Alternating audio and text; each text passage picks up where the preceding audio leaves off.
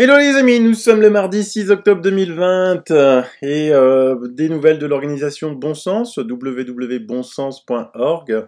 On n'est pas loin d'atteindre les 10 000 adhérents. Continuez à venir adhérer, on a besoin d'être nombreux pour peser sur cette dictature sanitaire qui s'installe et surtout sur un petit peu remettre un peu de bon sens dans tout ce qui se passe en ce moment. Là, par exemple, Martine Vonner vient d'être clashée sur médias de vérification. Le masque ne sert à rien, la députée Martine Vonner contredite par les CDC, l'Agence américaine pour la santé. Tout de suite, évidemment, le décodeur Les Mondes, payé par Bill Gates, le masque ne sert à rien, la députée Martine Vonner contredite par les sources même qu'elle avait citées à l'Assemblée. L'ensemble des Centers for Disease Control, influente agence américaine pour la santé, a confirmé l'utilité des masques, contrairement à ce qu'affirmait la députée du Bas-Rhin. Eh ben bravo, déjà bravo, le Bas-Rhin fait parler aux États-Unis, bravo à Martine. Vous pouvez retrouver évidemment son intervention à l'Assemblée nationale devant très peu de députés 41 qui ont voté la prolongation de l'état d'urgence jusqu'à fin avril. Qu'ont fait vos députés? Ils étaient où? Chez vous? Chez eux? Ils n'avaient pas plus important à faire? Alors effectivement, le CDC a contredit Martine Vonner, mais le CDC n'arrête pas de se contredire lui-même. Ici, je vous mets les liens dans les sources comme d'habitude, le CDC admet qu'il n'y a aucune preuve que le Covid-19 est un virus aéroporté et qu'ils ont toujours trompé le public. Donc vous pouvez lire l'article. Mais après, le CDC fait marche arrière en avertissant que le coronavirus est aéroporté. Ah mince, on s'est gouré. Le renversement inhabituel de l'agence intervient alors que le pays se prépare pour la saison de la grippe et un temps plus frais qui pousseront probablement de nombreuses personnes à passer plus de temps à l'intérieur. Ben oui, mais on a dit que le confinement, c'était pas bon pour la grippe. Olivier Véran a dit déconfinez-vous, ça aide à supprimer la grippe.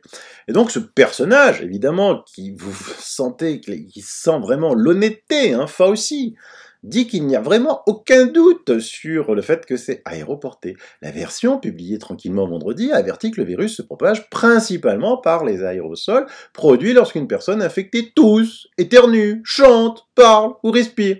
Les directives ont également noté que les particules qui peuvent voyager plus loin que 6 pieds et sont particulièrement dangereuses dans les espaces clos et une mauvaise ventilation. My dead. Incroyable. Et ensuite, pendant des mois, le CDC a souligné que le virus se propage principalement entre les personnes en contact étroit, généralement à moins de 6 pieds ou moins. Ces conseils ont guidé les efforts. Et en bas, vous lisez, l'administration Trump continue de pousser les écoles et les entreprises à rouvrir dans les États démocrates. Trump, le mot est lâché. Trump pousse, donc non, on va faire machine arrière. Le virus se propage par aérosol. J'ai fait une émission qui dit la politique tue. La politique tue. Et donc, ils ont fait machine arrière. Mais alors sur quoi? Parce que le CDC dit, il y a des études. Allez, il a dit quoi? Chanter, Il a dit bien chanter, ça, Lorsqu'une personne infectée tousse, éternue, chante, parle ou respire. Bon. Eh ben, je sais pas. Il y a une étude du 12 juillet 2020, particules respiratoires expirées pendant le chant et la conversation. Alors, je vous laisse l'étude, vous pouvez la lire, c'est pas moi je sais, moi je suis pas médecin, je suis pas épidémiologiste, je suis pas infectiologue, mais je sais lire des études, Donc cette étude est particulièrement intéressante, très complexe, certes, parce que terme complexe, mais je viens un petit peu à la fin. Le SARS-CoV-2 n'a pas pu être détecté dans les échantillons d'air prélevés, alors que les patients confirmés de Covid chantaient et parlaient, c'est-à-dire que c'était des gens positifs. On va y revenir avec le docteur Jean-Michel Wendling. Cela peut être dû aux faibles concentrations de virus dans l'air, mais peut également être attribué aux différences individuelles de charge virale dans les parties des voies respiratoires, où les gouttelettes sont produites, blablabla, ils sont très embêtés. Donc pour résumer, vous pouvez aller chez Jean-Michel Wendling, suivez son travail, il est extraordinaire, que ce soit sur LinkedIn ou sur Facebook, spécialiste prévention santé au travail, toxicologue et risque biologique. Alors, qu'est-ce qu'il dit? Excellente étude expérimentale d'une équipe suédoise sur l'émission particulière humaine, aérosols et gouttelettes, lors de la parole, du chant et le facteur de réduction via le masque chirurgical. 12 chanteurs, dont 7 professionnels, et surtout 2 malades testés fortement positifs. Attention, PCR, RT 22, 25. Donc là, vous savez que plus on amplifie les PCR maintenant, moins le virus, et on détecte des virus, la charge virale du virus est faible. Au-dessus de 35, on détecte même du virus qui est déjà mort. C'est pour ça qu'il y a plein de cas positifs en France, parce qu'on ne sait pas à combien ils vont, mais là, c'est 22-25. Donc on apprend qu'en Suède, ils ne dépassent pas les 22-25. Donc ils sont sûrs que quand il y a un positif suédois, il est vraiment positif, quoi. Hein. Donc là, les mecs, ils avaient une grosse charge virale. Et on constate que l'émission de particules augmente avec l'intensité de la voix et du chant. Ah bah oui, ils ont filmé avec des machines, c'est expliqué dans l'étude, c'est des machines de la mort, quoi. Hein. On voit effectivement que plus on chante fort, plus il y a les particules qui sortent. Hein. Et donc, qu'est-ce qui s'est passé? Et on a constaté qu'un simple masque chirurgical a réduit la quantité de particules d'aérosol générées du niveau du champ suivi une conversation normale. Bon. Le masque chirurgical n'est largement pas infranchissable, il freine et réduit un peu la charge particulière vers sa cible.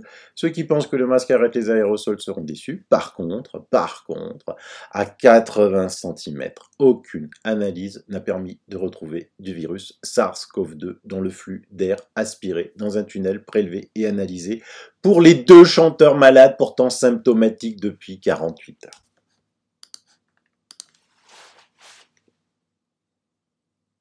Si on n'a pas trouvé de particules du Covid sur 2 chanteurs qui chantaient fort, sans masque, sans rien, hein, évidemment, hein, avec un PCR si réduit, donc une charge virale importante, on n'en a pas retrouvé. On n'en a pas retrouvé. Alors le CDC, elle est où ton étude qui montre que il y a de la charge, il y a du SARS-CoV-2 en l'air? En plus, je vous avais déjà parlé dans une autre émission que les porteurs de lunettes avec 5 fois moins de risque d'attraper le Covid, hein, une étude d'ophtalmologue, c'est pas le fait que les lunettes ne protègent pas du Covid, mais c'est parce qu'on ne porte pas ses mains au visage. Nous, les porteurs de lunettes, on ne va pas porter nos mains à nos yeux, parce qu'on sait qu'on a des lunettes.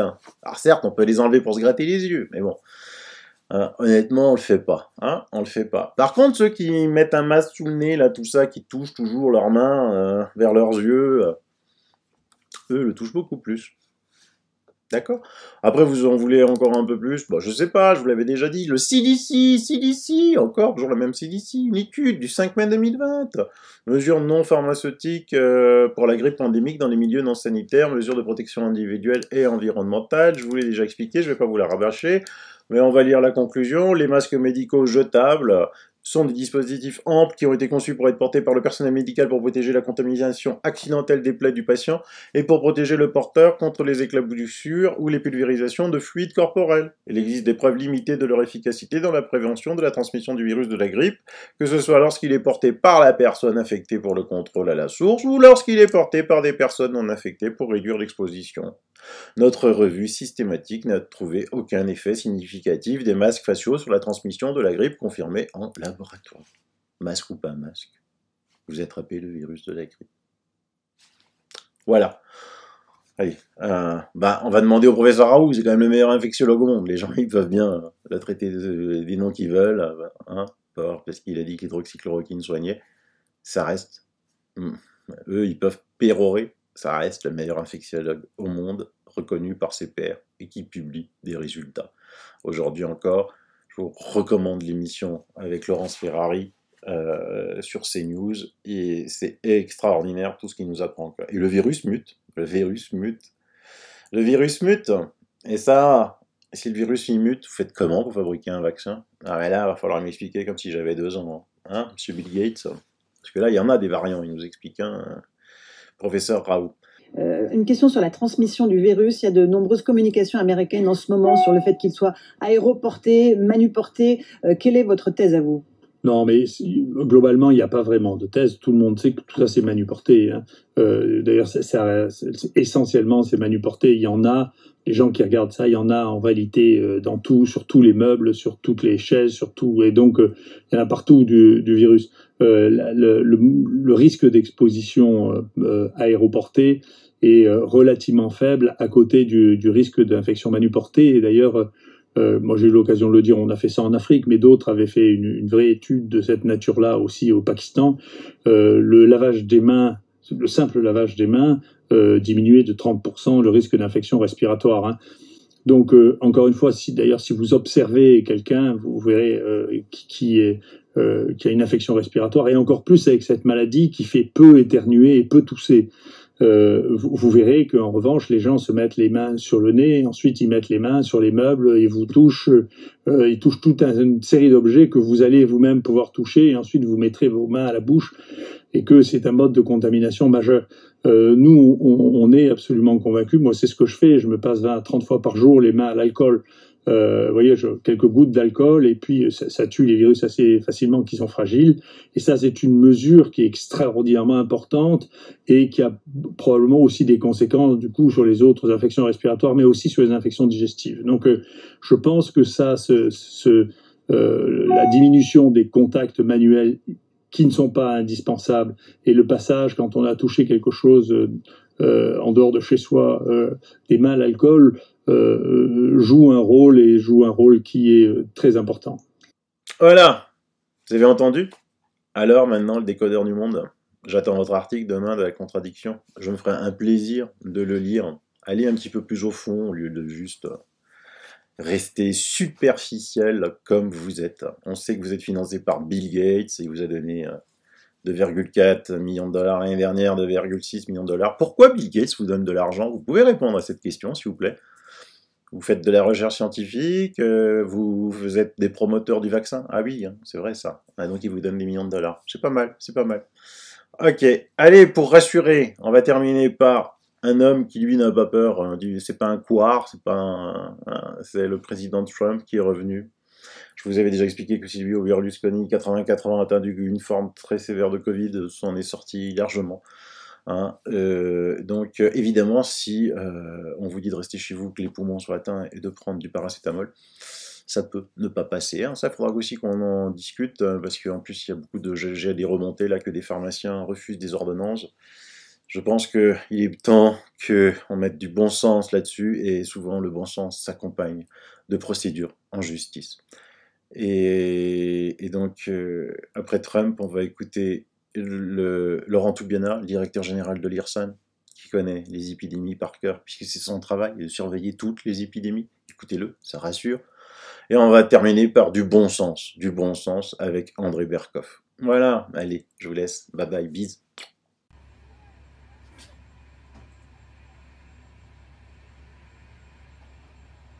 Question, hein, moi j'en sais rien, mais s'il n'y a pas de mesure prise, est-ce que ça veut dire que le virus ne va pas davantage circuler et toucher davantage de personnes, et on va revenir un peu à ce niveau?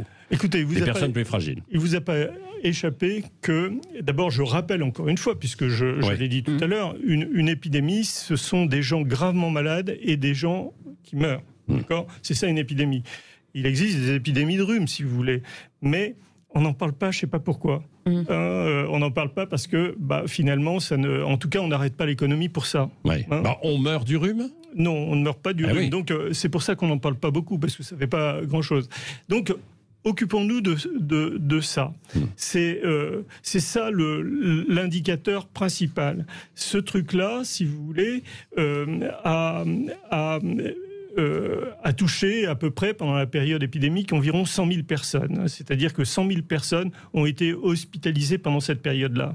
Mais ça ne veut pas dire que tous les autres, tous ceux qui avaient moins de 65 ans, n'ont pas été exposés au virus et n'ont pas fait une forme soit bénigne, soit pas du tout de forme.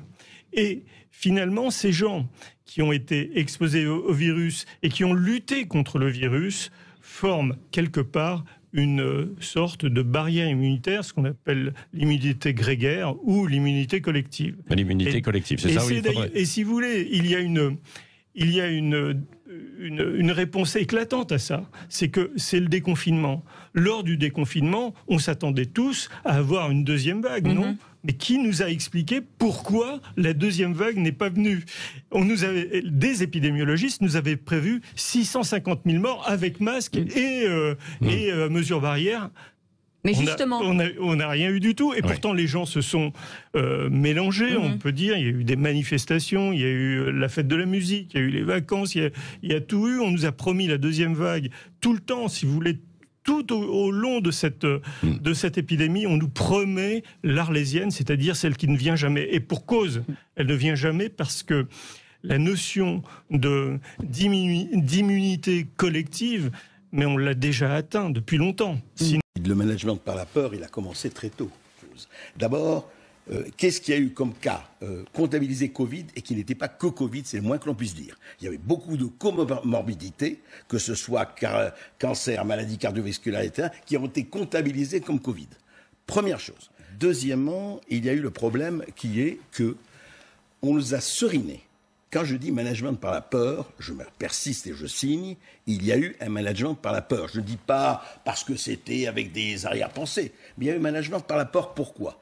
Parce que ça fait exactement 2 semaines et demie qu'on nous bassine avec le deuxième vague. Il y a même eu un manifeste avec un certain nombre de médecins, Karine Lacombe, Gilbert Deray, etc., qui dans le journal du dimanche la semaine dernière nous ont dit « Attention, la deuxième vague arrive si on ne prend pas les mesures qui s'imposent ».